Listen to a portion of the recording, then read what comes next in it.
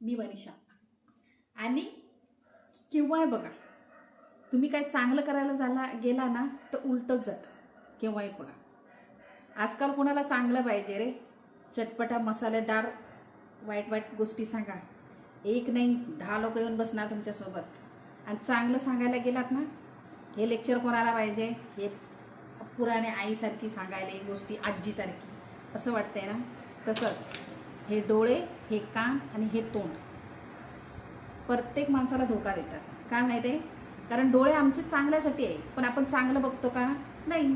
कारण वाईट असेल ना ते पुढे पुढे जाऊन आम्ही असं बघतो, बरोबर ना?